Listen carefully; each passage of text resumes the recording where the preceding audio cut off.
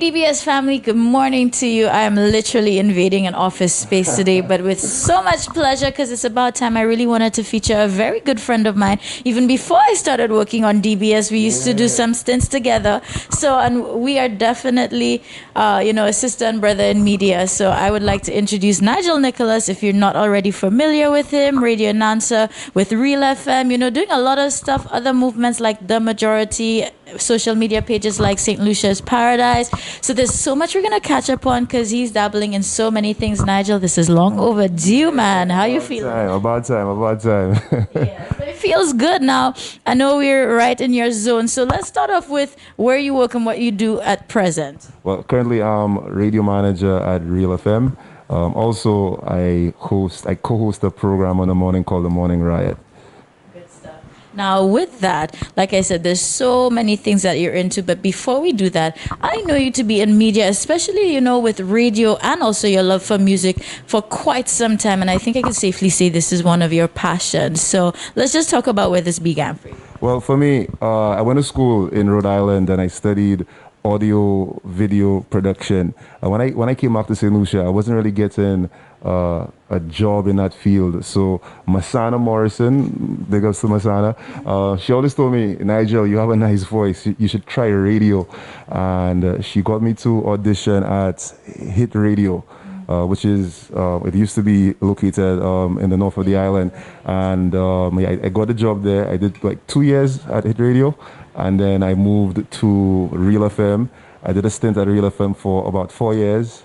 And then I got offered a position at Kyrie FM, which is a Dominican station. So I did some time at Kyrie, then I returned back to Real FM. Right, but you know what? The roots keep you in media, keep you in music on the radio and doing what you love. Now, on a side note, because I always know you to have such great ideas, and I feel like now is the time that I should feature you, especially when a lot of these ideas that we spoke about, 4 or 5 years ago are actually starting to bear fruit now and picking up. So you have two movements with St. Lucia's Paradise and The Majority. So which one do you want to start off with first? Because we have to tell the people about both. Well, I will start with The Majority. The Majority was basically a curation of things that I like. Whenever I surfed the internet, I always saw fun things that I think should be on one website. So what I did is, it was a hobby basically. I put everything together and I created the blog.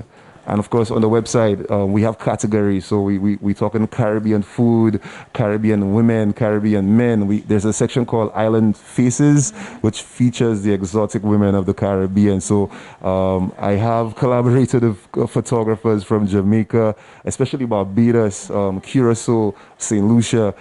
They send me their content. And of course, we highlight, the beautiful Caribbean women under the Island Faces category. Shout outs to Naya. She is the one spearheading the Kings of the Caribbean category, where we feature Caribbean men, because we have to find a balance, right? Caribbean women, only women, you need the Caribbean men as well. So check out Kings of the Caribbean, where we highlight Caribbean men doing greatness around and across the region. They're our kings. Now, Nigel, I've been talking a lot about your passions with music, being in media, and also a radio announcer. But another thing, and I suspect that's going to tie directly with St. Lucia's Paradise, is your photography. And, when I saw these, a lot of times I keep asking, like, where is this? Who took this? And to my surprise, it's you, and just straight off of your cell phone as well. Yeah. So I think that's a whole other dynamic or another element inside to you. So let's talk about that. Yeah, St. Lucia's Paradise, it started off as a hobby, still is a hobby. Basically, it's my journeys with my friends on a weekend. Normally we go off-road or to a beach, to a waterfall. He know all the secret spots. Up to now, he bring us to St. Lucia. Just say. No, we'll do a collaboration soon. Trust me, right? I wait till now. You heard it here first. Yeah, so I normally take pictures with my iPhone.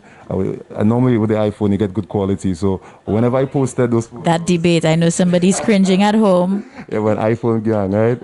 Whenever I posted those photos on social media, I used to get a lot of feedback from people saying, yo, where's that and whatnot. So what I did is I created an Instagram account, and the account features basically some of my captures, and with the hashtag St. Lucia is Paradise, a lot of the tourists coming into St. Lucia, they started messaging me saying, "Hey, I love your page. Can you feature my content as well?"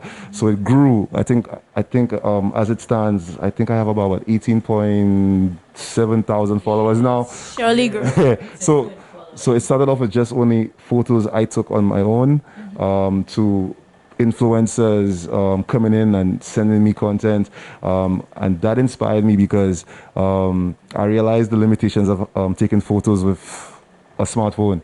I invested in getting a camera. I got a mirrorless camera like the one you're using right now. So the quality improved, and it helped the page to grow as well, because people they like good content, good quality content, and that in turn turned me into a content creator and also a travel influencer, because a lot of the tourists, they message me to get referrals. Where should I go to stay? Where should I eat? Where are the safe zones in St. Lucia?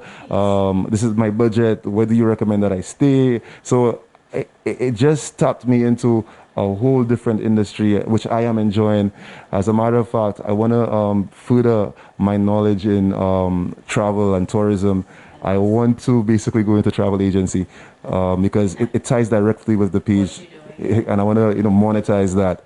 What happens when I refer people to hotels is that some of the hotels will tell me that you need to be certified for us to basically work with you. So I reached that null, so I know what to do next. So I need to get certified and take the page to a different level.